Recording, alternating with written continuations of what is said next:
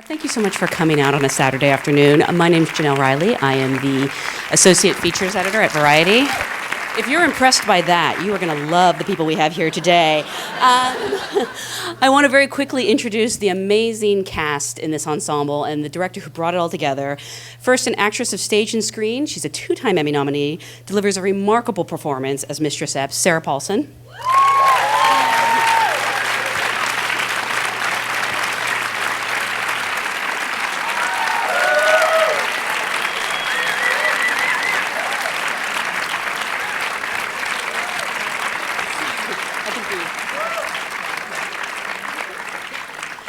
The actor who plays Master Ford, in my opinion, he's the only Sherlock Holmes, Benedict Cumberbatch.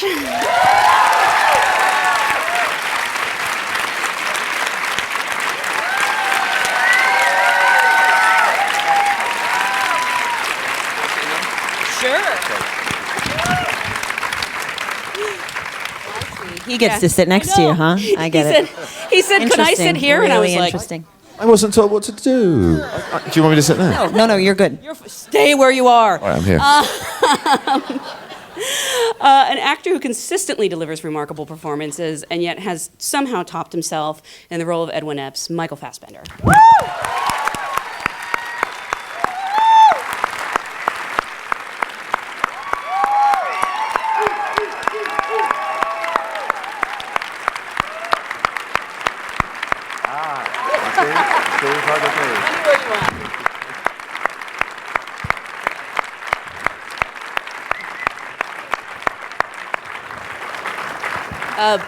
Before I go on, I just want to say, in real life, they're all really nice. Really. I want to introduce an actor you might recognize from Kinky Boots and Serenity. Yeah, exactly. Amazing, versatile actor, role of a lifetime. He literally has won too many awards for me to list them here. Chiwetel Ejiofor.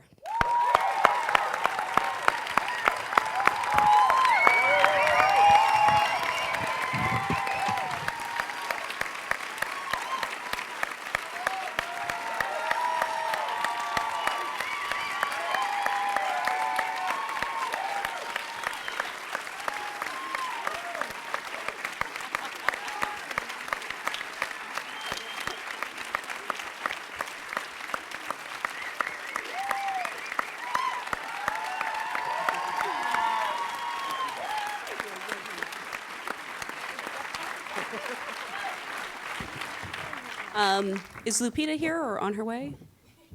She's still on her way. She'll be here in 5 minutes, which gives me the opportunity to introduce a filmmaker who he has a perfect record. All 3 films are simply stunning. Yeah. Beginning with Hunger, which he followed with Shame. With 12 Years a Slave, he's made the most powerful and immediate film of the year. It is such an honor to welcome Steve McQueen.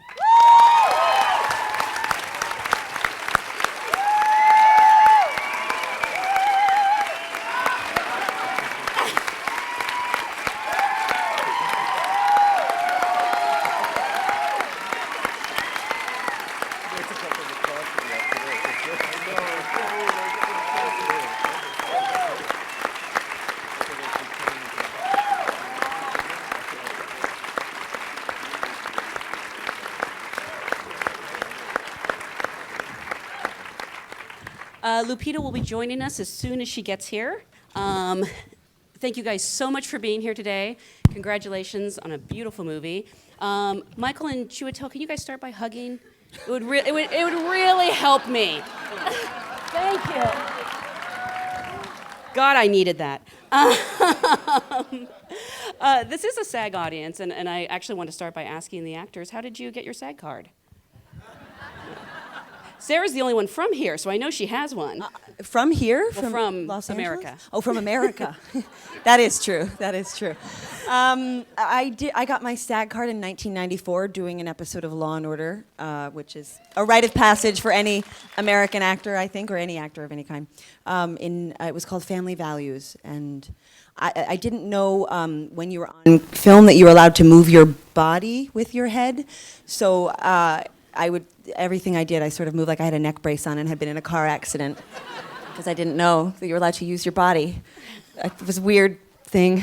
I'm not very bright. Good night. Chiwetel, for you? I got my SAG card in 1997 doing Amistad.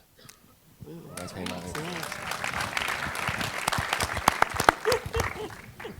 I think I got mine after Inglourious Bastards. I think. Yes, I did. Thanks. A great movie for which you won your first SAG Ensemble Award. That's right. Yes. Exactly. Yeah. I bribed a senator. That's how I got it. I can't remember when I got it. I got it last year at some point. Recently. I think so, yeah. Yeah. Thank you. Thank you. Yeah. We're not convinced. We need to see evidence. Oh, God. I left my ID home as well. Yeah, I'm not going to be allowed to drink either. No, I do have one. I do, and I'm very proud to have one. I also am an equity card carrier as well from England, so yeah, it's important. I want to start at the beginning with the film. Steve, I've heard that you actually began to envision 12 Years as a Slave as a film before you even became familiar with Solomon's memoir. Yeah, that's correct. What it was, I said this on numerous occasions, but I just felt that within cinema, slavery hadn't been represented in a way that I felt was deserved a certain kind of attention, and I was needing an idea how to get into the narrative, how to get into the story, and I had an idea of a free African American who gets kidnapped into slavery. At that point, I met John Ridley and introduced him to the idea I had, and we were working on it, on the screenplay. At that point, my wife said to me, well, why don't you look into first-hand accounts of true stories within slavery? And of course, that's historian. Of course, that's what she says that. And both of us looked into it. We both did our research, and she found this book called 12 Years a Slave. And what was so stunning about it, it kind of was kind of spooky in a way. And I think sometimes you want something so badly, you become a magnet when it comes to you, because obviously it was virtually identical to my original idea. I found out this person called Solomon Northup, and it was just miraculous. I shut the book after I finished it, and I felt very upset and angry at myself. Why didn't I know this book? But then I realized no one I knew this book. I mean, I imagine no one here. Did anyone here, obviously maybe it's one or two people, but did anyone here hear Solomon Northup before? So that's what I mean. We unearthed this sort of this treasure, and Solomon just gave us this story, and it became my passion. And once you had a script in place, how did you go about assembling this amazing cast? And for the actors, what drew you to your roles? And I don't know if it was an audition process or how you landed the part. I mean, sorry, jet lag. He was solving a crime. Yeah, it's something else. I know I auditioned for it. I mean, I heard about the I do that. I heard about the film, and I obviously was a huge fan of Steve's work in the previous two films, and I was blown away by the story, and again amazed that it was a true story I hadn't heard about, and. Yeah, I was really thrilled to get the opportunity to try and work with this bunch of people, and I put myself on tape, and Steve thought I was all right, which is great. And he hadn't seen Sherlock, so it was nothing to do with that. Have you seen it now? No. I love that you admitted that. No, I rely on talent. I mean, I don't need to be told. I think just seeing Benedict's audition tape was just amazing, and I was like, oh. Okay, this guy, that was it. So I'm not a person who's going to be infected by, what people do, but rather than what people can do, rather. What was your impression of Master Ford? Because it sounds strange to say he's the nice slave owner.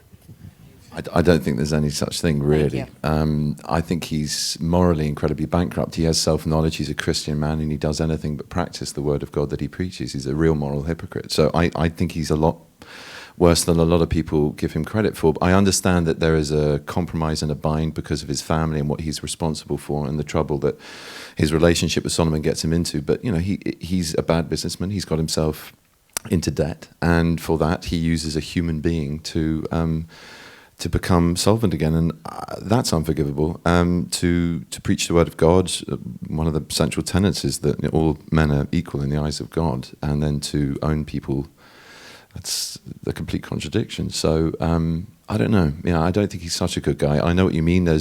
He's not as ready with the whip hand. He has a kindness and an understanding. But even the knowledge, and I think he does have knowledge that Solomon is more. He says, I cannot hear that. He knows that Solomon is more than a born slave. He knows that he has a strong suspicion of feeling that he's a free man. I know, because of his knowledge, because of the expertise he offers to engineer this new route for for the timber on the plantation. That's knowledge that he quietly parks and carries on without acting on. So I come down a little bit less on the side of him being a good guy. Is he better or worse than Julian Assange? Just kidding. Come on. Just kidding. I am actually very excited now to introduce an actress who, believe it or not, this is her first film role, Lupita Nyong'o. Woo!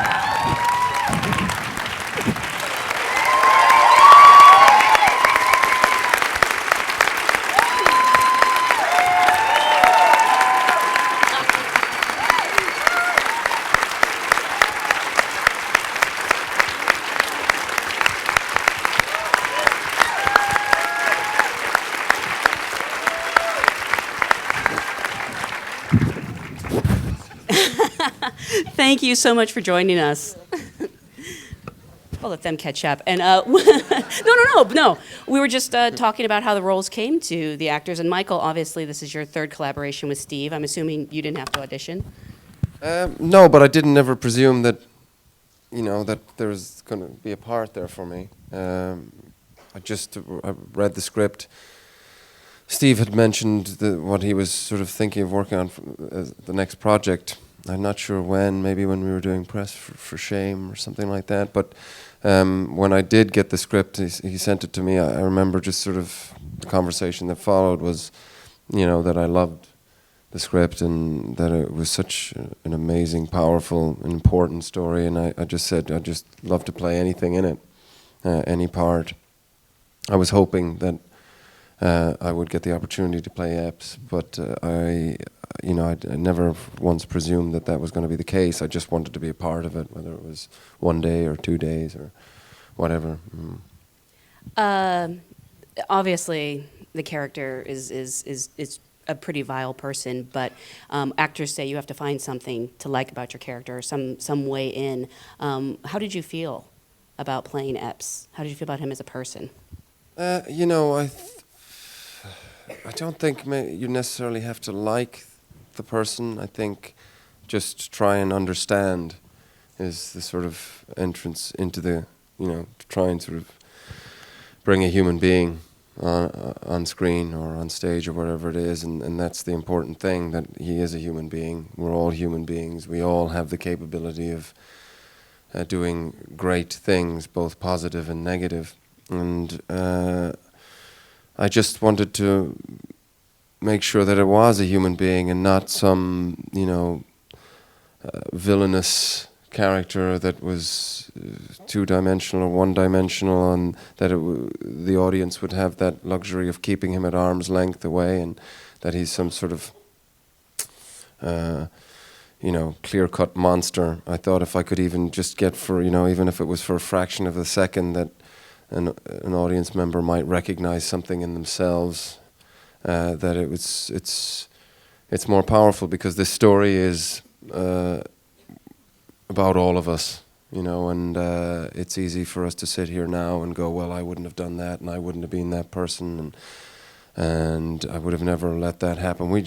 That's too easy to do. And so I just the story was so important. Solomon Northup deserved the utmost responsibility and respect in trying to tell his story, so I just had to commit to it and make sure that I brought a very sort of layered character to the forefront with Epps because of the story. So it was not about me, it's about the story, It's frighteningly layered, honestly, that there were moments I actually even sympathized with this man. Yeah. That's the thing that's, I think, again, full credit to Steve, you see the complexity of the history and the time, how it has so much to do with economics. And Benedict was saying there with his character Ford, it's kind of survival, and in every sort of level. He's got his family. He daren't, go against the system that's in place for fear that they'll take everything away from him. It's, there's the complexity in the time and what was going on. And that's, in order to tell the story correctly, I think you have to respect that complexity and deliver it and show it. And Chiwetel, for you, I know you and Steve had met before about some potential other projects. Yeah, we had. I met Steve just after Hunger, and I went out to meet him in Amsterdam and where he lives, and it was great. We just talked about life, talked about films, and wanted to work together. And we kicked around another project and tried to do that, and that didn't come together. But he called me to tell me that he was going to send me this script, 12 Years a Slave.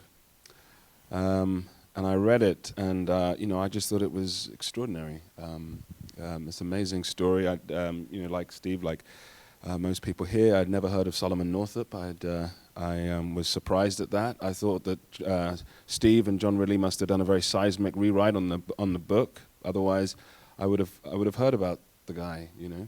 I then went back and read the book, and of course, it's very true to that story. It's true to this is what happened to him. So, my first reaction was I was intimidated by it. I was intimidated by the story, the character, the weight of the responsibility, as I saw it, of playing Solomon Northup and of telling this story, a story from inside the slave experience that I'd never seen before in cinema. I'd never seen a film like it before, and had kind of come to the conclusion that I never would, and had kind of accepted that in a weird way. That I never really engaged with the possibility that anybody would tell this story head on. It became such received information that it would never be told, nobody would ever finance it. It just became part of the fabric that these stories had to be told kind of obliquely through something else, through another kind of conduit. And there I was, and I felt that responsibility, and I thought that I didn't, and I had to weigh up whether I wanted to be the person at the center of that if it didn't go right because of me, and whether that was something I wanted to live with. And I really felt immediately that that was a story that I was going to carry with me for my life. And then, of course, I went back to the book, and I realized that I didn't have to worry about any of that because, the wrong part of my head was speaking to me, and this was a story, a sober reflection on a man's life, and a remarkable man, and a man who had the wherewithal after this and the agency to write this incredible autobiography about his experiences and give us a first-person historical narrative, a real window, a gift into the history of his history and the history of all of us, and a real understanding, a real three-dimensional poetic understanding of humanity in this way, and human respect and human dignity. And I felt that as I started to connect to him, that there was that I didn't have to worry about all of the rest of it. I didn't have to worry about the weight and the responsibility and the geopolitical nature of race and history. I just had to try and tell the story of Solomon Northup to connect to him. Was there a point where you turned the role down and came back to it? Yeah. Well, I don't know. Let's settle this for once and for all. No. I was on the phone. I was doing reshoots with Michael and Shame, and I was like, "You what? You don't want it? You don't?" And I was like, "Oh my goodness." I just remember it slightly differently. I think that's I think I was explaining my hesitation, and Steve took it as a no. And then I slightly backtracked, and then we went forward, and it was like a kind of awkward conversation. And then, I put the phone down, you put the phone down. I mean, not slam the phone down, like put the phone down. And I was still talking.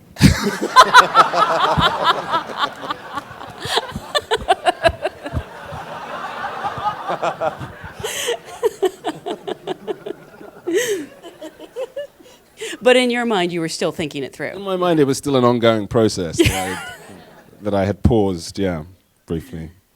Well, I'm certainly glad you made the decision. Yeah, so am I. Haunted you for the rest of your days.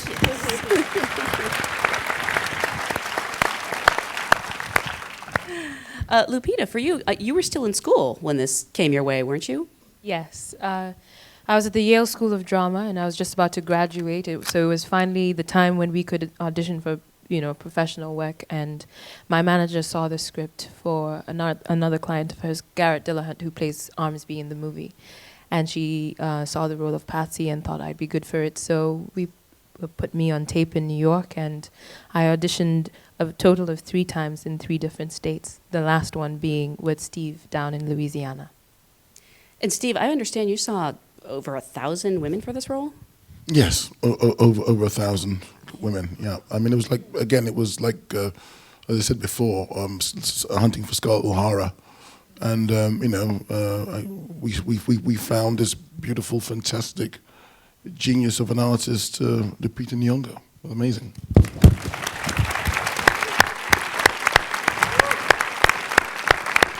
Also, Francine Maisland has to take a lot of credit. Who's the casting director? Yeah, she was phenomenal working with her. I worked with her in LA, and she put me through definitely one of the toughest auditions I've ever been through. She was really prepared me for meeting Steve and actually for doing the work, because when I walked into the room, she said, "I'm going to ask things of you that are unconventional, but please just go with me, because I think these are the things that are necessary to play this role." And the first thing she did was had me do my audition on my knees. And she was like a drill sergeant. She had me go through the scenes, and they start from one point of despair and end at a totally different point of despair. And then she'd have me start from that point again and again, and it was grueling, emotionally. But, it was necessary to be able to wrap my head around what it was like on a daily basis for Patsy to live in this volatile and very painful environment. Do you remember the scene that you auditioned with initially? Yes, I did 2 scenes. The scene in which Patsy asks Platt to kill her, and the soap scene. So, very high stakes situations. Easy. Yeah, exactly. Sarah? I auditioned in New York with a casting director who was not associated with the film, because Francine was in LA and was not going to be in New York. And I got a phone call from my agent saying, "This thing is moving very quickly, and if you want in on it, you need to make a tape immediately." And I think there had been someone else that was about to be something. There was something was about to happen. So they were like, "You better make a move now if you want it." And so I kind of chased it like a rabid dog and made a tape in a sort of windowless room with a stranger. And for whatever reason, he seemed to think it was the right. I think your daughter saw my tape and was scared of me, and that made you decide to pick me. But with Sarah's audition tape, it was just amazing, because obviously there were other people who were lined up for possibly playing the role. And as soon as I saw that tape, I just stopped and thought, that's it, that's the woman. And I just think that Sarah Paulson is just,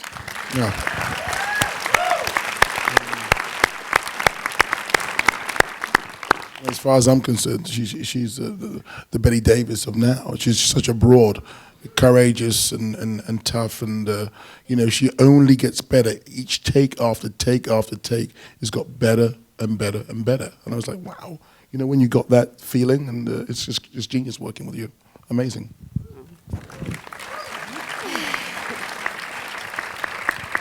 I gave him some money to say that. So once you had this cast in place, how did you guys go about researching your roles? And I'm assuming the book was vital in everyone's process. Yeah, very much so. And then I had the good fortune of meeting someone who was an academic down in Louisiana who dug up some actual stuff to do with William Ford and the money he spent and his economics. And so I had a look at that. And there were other comparative studies as well as to what it was to run a slave plantation and what the economic volatility was and how humans were treated as just a part of that economic kind of jigsaw puzzle, that cold truth of that. And just being down there as well was incredible. I mean, it really was incredible to be on a real plantation of old. And to see a black man swinging under a tree in Louisiana, there's no amount of research, there's no amount of book reading or anything else that can immediately transfer you to a reality that was part of a recent history, and it takes you beyond. So there was an amazing costume department and makeup and cinematography and also art team as well. But there was a lot that was there for nothing. Really being there gave you a hell of a sense of environment and the reality, the heat, the insects, and the day-to-day living of it. And yeah, beyond that, I talked to Steve a lot. We had rehearsals and got to work. I think I heard, maybe Lupita, you told me this, that you were actually wearing costumes from the time. Yes, one of my costumes, I mean, Patty Norris is just an incredible costume designer. And in one of my fittings, yes, I put on this garment and it had just the most elaborate patchwork, so elaborate. And I looked at myself in the mirror and I looked like I was from another time. And then she said to me, yeah, and that's a real woman's slave garb. And I was, oh my God. And I looked back down and it was like all these patches have a story, And I'm literally walking in another woman's clothes and another woman's shoes. And it was, that extra that you need to go there, just being actually in it physically. And for the rest of you, any particular research? I know you all got there kind of early, didn't you, to shoot? I got there kind of late. I was really? there halfway through. Well, you were busy making your indie Star Trek movies, so it's okay. Sorry. No, you're not picking on me. You wanted to sit close to her, remember? Yeah. SP, all is forgiven. I'm so sorry. Yeah, I was. I was in Nigeria, and I travelled over. And I wanted to get there early, and just get onto some of the plantations and just start getting a real sense and a feel for the place. And I remember speaking to our executive producer, Anthony Katagas, and he was our line producer rather, Anthony, and he was saying, we were just talking about it. I just got down to Louisiana. He was obviously there. And I said to him, I think it'd be really great if we got some of the other guys down here, just like a little early, and we just started. And he was like, "What do you mean?" And I was like, "Well, Michael, and he's like, "Michael's here." And I was like, "Oh, really? Michael's here?" Well, then Lupita, maybe? Yeah, Lupita's here. So I went from feeling like I was there, on my own, to just realizing that I was actually a little late.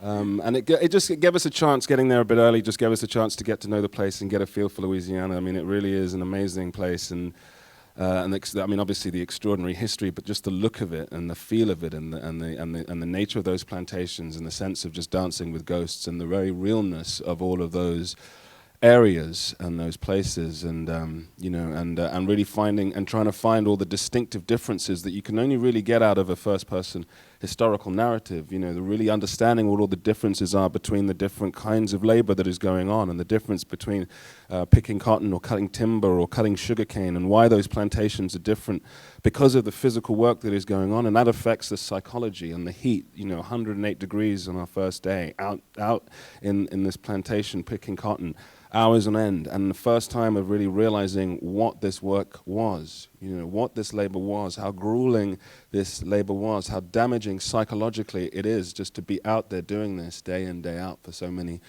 years. And so, and then really realizing then why the psychological difference on the Epps plantation. Where does this come from? What are these different places, and the full plantation and the timber and the ideas, and for me, the ideas of actually being engaged with a physicality, and that of cutting down a tree, and that being able to be a release in some ways for anger, for frustration, and to be in contact with even your own masculinity for a moment, and how that changes your psychological relationship to that plantation, perhaps even to Ford himself, these were the details that were in the book but couldn't really be uncovered. You know, you read it as a book, but couldn't be uncovered emotionally until we were actually there. And I think that's why we all wanted to get there early and start finding that out. You mentioned the book. Sure. You mentioned the book, which, by the way, is free on Google Books, I believe, and it's a fantastic read. And I don't want to misquote this, but I know in the hanging scene, Solomon Northup is a beautiful writer. I did not expect that. There was something that he said that was key. It was crucial to me because he talks about the fact that he would have given, when he's there, when he's trapped in the heat, in the burning heat, he says in the book, he would have given more years of servitude if they had only moved him into the shade. And I felt that to me was the kind of crucial point of change for me in my understanding of Solomon and how he was able to survive this. He had an incredible depth of spirit and of soul and an absolutely unbreakable will to keep his mind intact, and he would have gone through anything in order to find that route back to his family, which is why I think that it's always a story about love, this story, and a man's love for his family, and that bond of strength being allowing him to endure almost anything, to become something very, it's just very powerful. Michael, for you, what sort of research did you do to play this character? And are you the kind of actor who takes your work home with you? I mean, was this a difficult shoot for you? No, I mean, it's for me that the process is always kind of the same in terms that I spend a lot of time with the script. I read the book, but I didn't reread and reread the book, but I reread and reread the script. I always treat the script as kind of like a piece of music that I just will keep rehearsing at home, and so then when I arrive on set in the day, I can kind of treat it like jazz. So the rhythms are there, but the rhythms can be played with, and then of course you add, other actors into the mix, and then essentially other musicians and other rhythms are coming to play. I listen to a lot of tapes. To try and find a voice, a Louisiana accent. And I have to say, as actors, it's a great privilege to have time before a role, and it makes an awful lot of difference to really just put the hours in, just like a dancer would, just like a musician would. I think sometimes as actors we think, oh, well, it's just a gift, and it's I'll go on the day and stuff happens. I just really do think those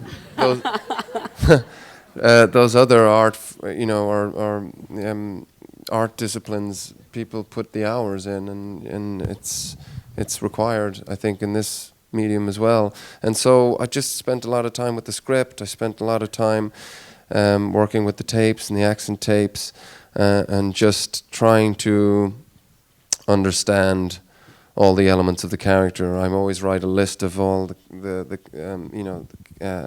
characteristics, and there will be 3 main ones, and then there will be other ones, and then tributary ones off that, and then I sort of write down a list of the what I think my personality traits are, and then I can sort of match one off the other, and okay, I need to work on this one more.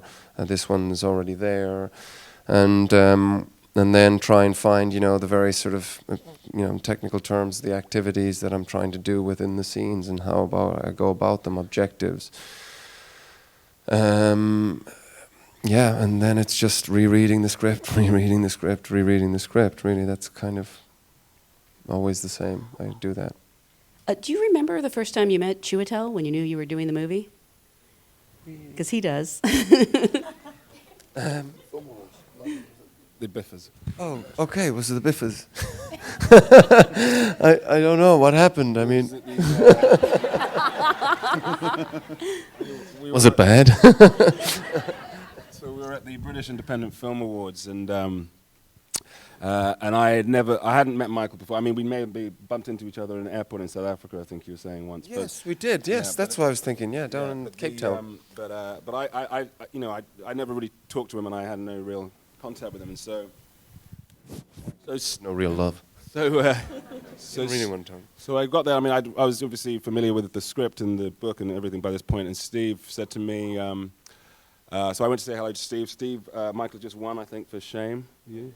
And Steve said that, you know, this is Michael Fassbender who's going to play Epps, and Michael was like, this is Chiwetel who's going to play Solomon. And Michael looked at me, like quite levelly, and said, "We're going to have fun."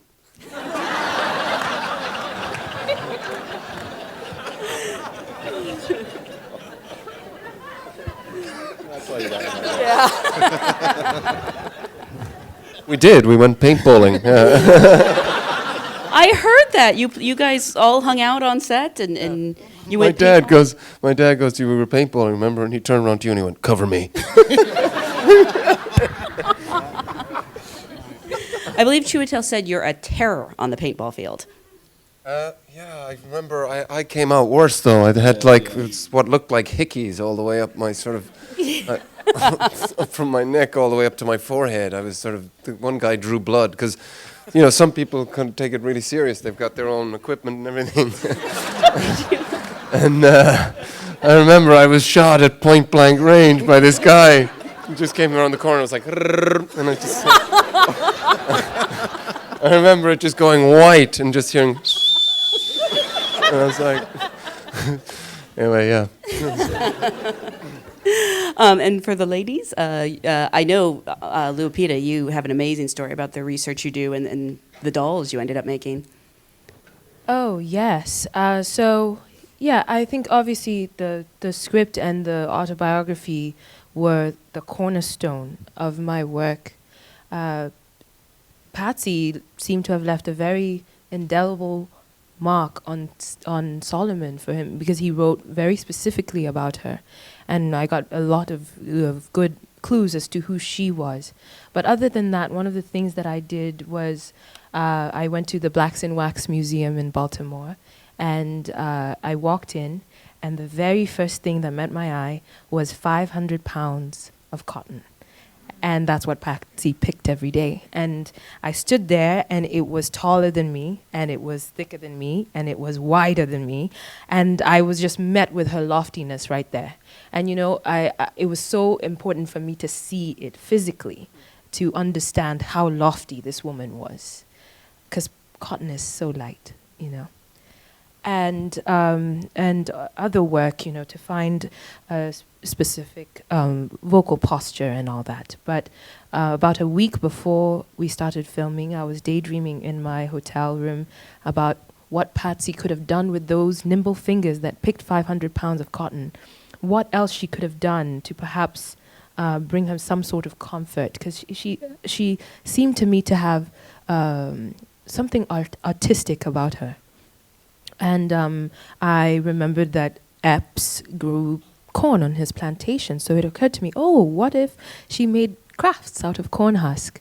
And so I immediately went on the World Wide Web to look and see whether it was historically accurate. And it was, that slaves really did make crafts out of corn husk. And there was always a childlike quality I wanted to embody, express with Patsy, because her master takes a sexual interest in her so early and robs her of her childhood.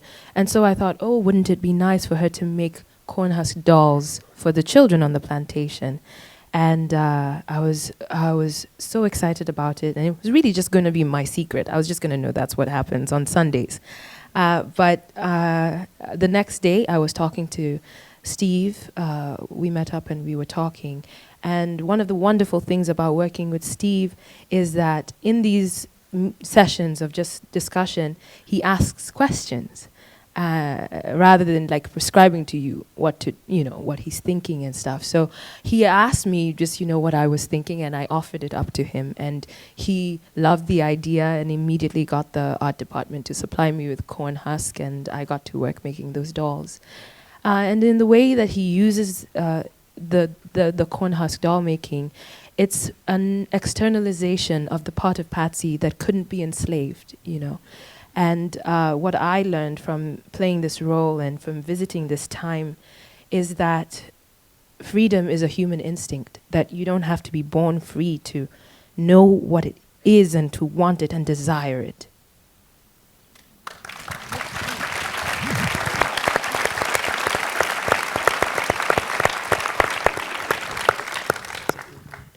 Is there anything you want to add? I obviously read the book, which was very helpful to me. I too tend to kind of really go off the text is the most sort of like a springboard for me, and also for me it's for me with this character in particular was about her physicality and her rigid quality and her sort of immovable.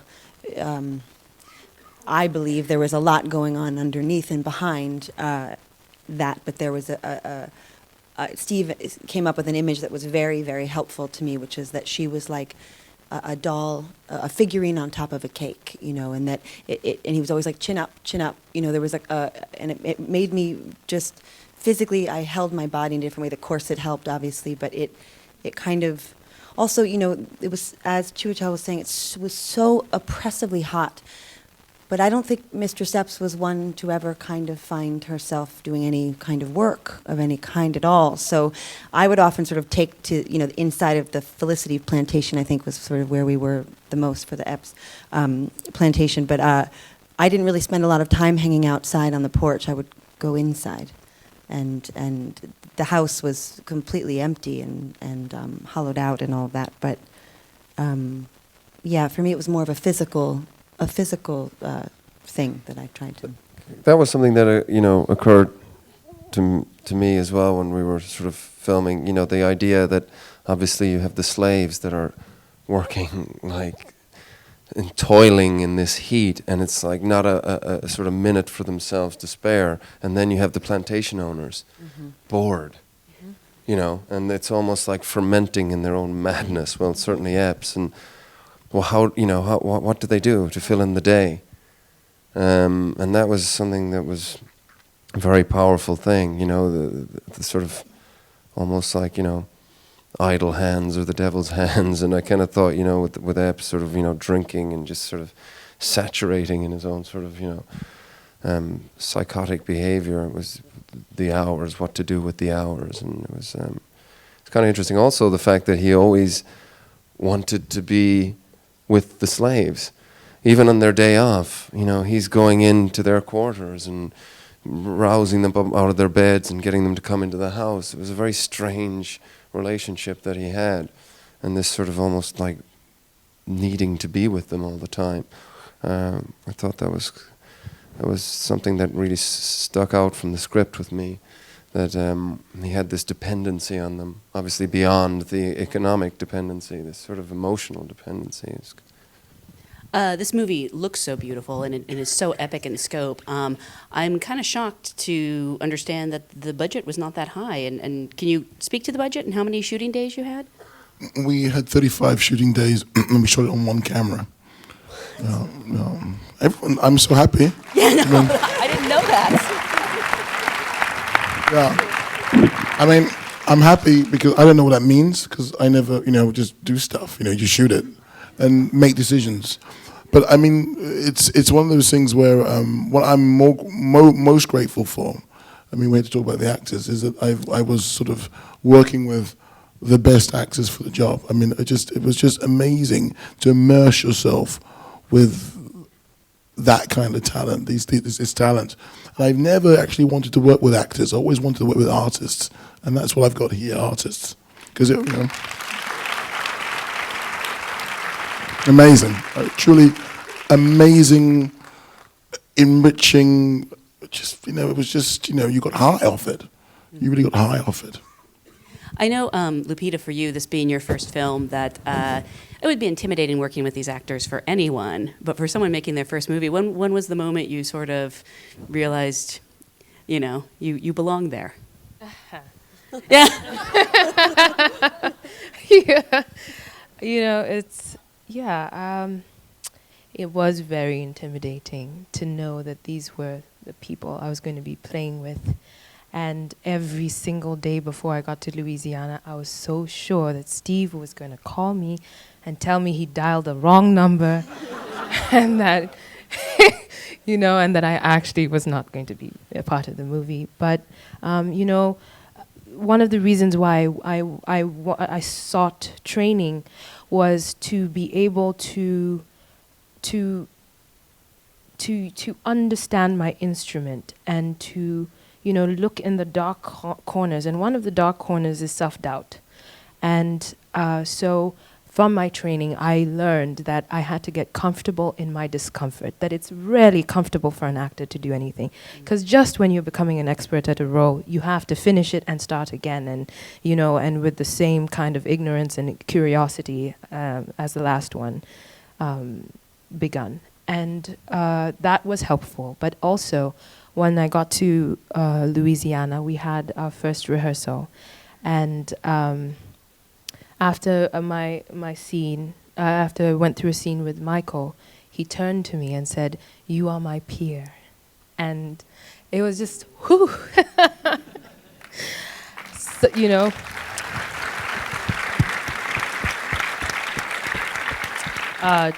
To hear that from someone that obviously I've watched and respect and was really meaningful. And Steve, you know, said thank you for being born, and you know, and just to have that kind of confidence from my cast members really helped me get over the self-doubt and do the work. I've got to cut in there actually, because the first day of rehearsal, she scared the shit out of me. I was like, I looked at Chiwetel and I was like, shit, we better get,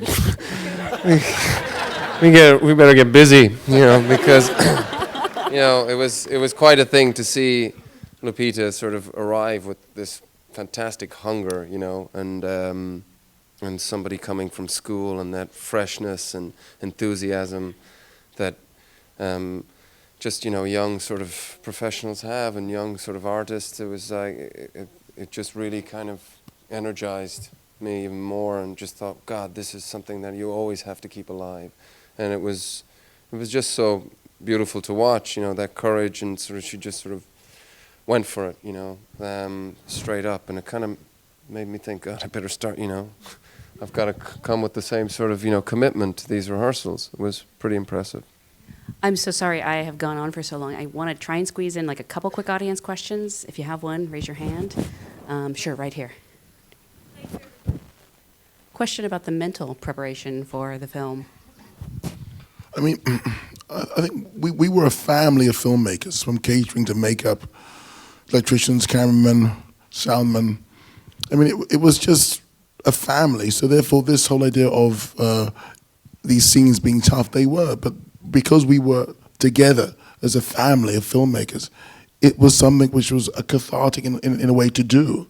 We were together as brothers and sisters, as artists, trying to tell someone else's story. So it was much more of a wanting to tell the truth within the scene. So therefore, with all that support, it shielded us, it helped us to get through, you know, tough days of shooting.